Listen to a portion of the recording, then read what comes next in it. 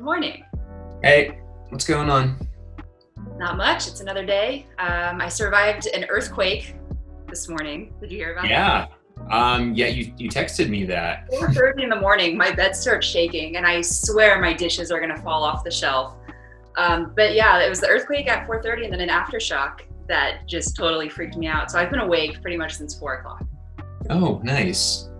You've already had your kind of somewhat cup of coffee. Yeah, I've had my jolt for the morning for sure.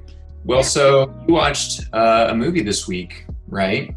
I did. Because I did too. Sweet. Yeah. So tell me about your movie.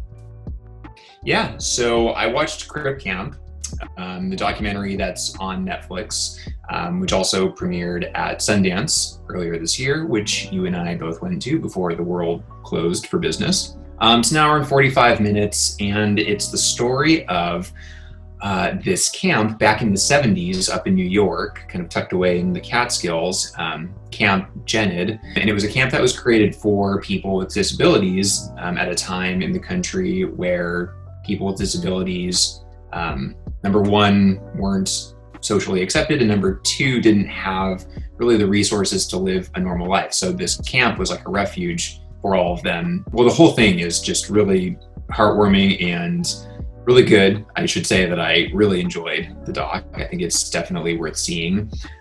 Yeah. So this is an unbiased review. What's that? Oh, I should also disclaim that I do work at Netflix currently right now, working on their socials.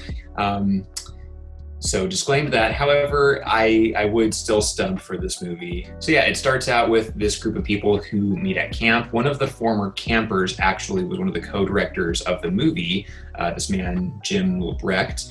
And he is super cool. He grew up to eventually try and follow the Grateful Dead, went to Berkeley, lived in San Francisco, and the whole movie has these very hippie, post-Woodstock vibes, which goes into the soundtrack too. The music is fantastic. So yeah, it starts off at this camp, and then it basically grows the story to see a wider view of people with disabilities and certain milestones that they that they ended up succeeding at, knocking down barriers, the passing of the ADA. I'll just wrap by saying, yeah, it's definitely worth seeing, just to see people whose lives and experiences differ from yours, people who have much harder struggles than most people.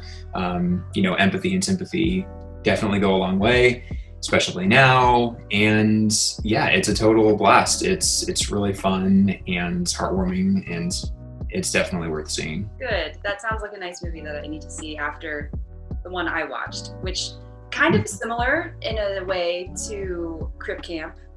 This movie that I saw is called Rebuilding Paradise, and it also played at Sundance. It's directed by Ron Howard, and it basically tells the story of the 2018 Paradise fire, the camp fire. Right.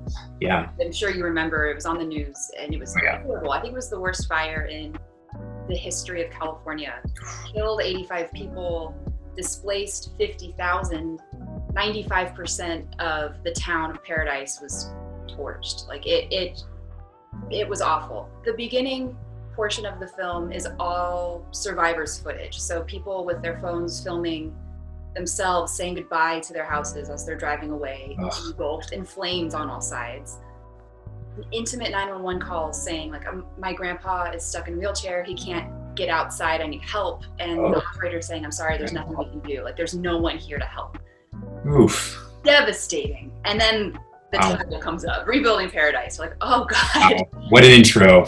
Yeah, definitely it you don't blink at all for the first 20 minutes. After that, it gets a little bit lighter. It kind of follows the residents of Paradise 1 year out, and just how a community bands together. Surprisingly, a lot of people want to come back to the town once it's safe to do so and rebuild their house and join the community again, which to me sounds like such a tough undertaking.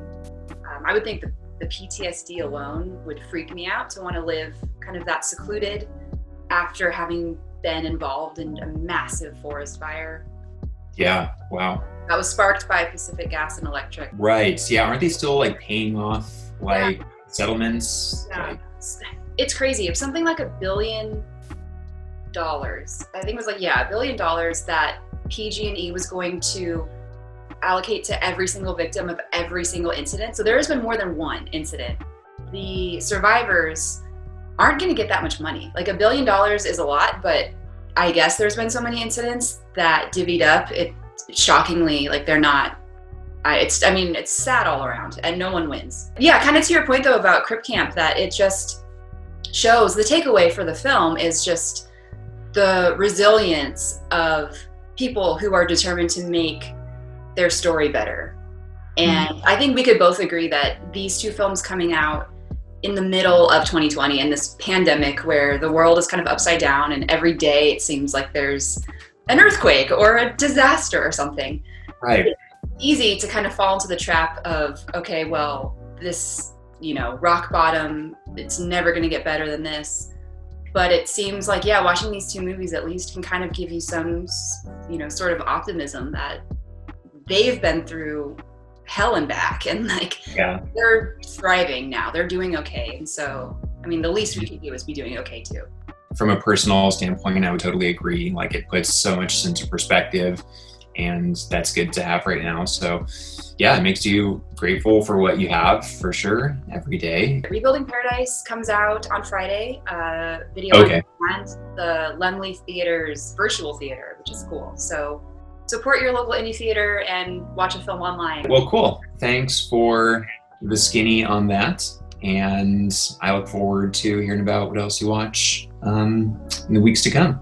Oh yeah, we got a lot of upcoming movies, and so yeah, there really is no shortage of good movies that will be getting released, which is sometimes something you forget. Like, even in this time when movie theaters are all but closed, especially in Los Angeles, there's still a lot of fascinating, interesting movies to watch everywhere. So happy to watch them and report back. Yeah, they may not be a Tenet, but they're just as good on a different, smaller scale.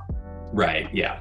Wait for Tenet and IMAX, but there's a lot of other good stuff that you can still see on a smaller screen for now. Cool. All right. Well, have a good rest of the day. And yeah, you too. All right. Cool. Bye.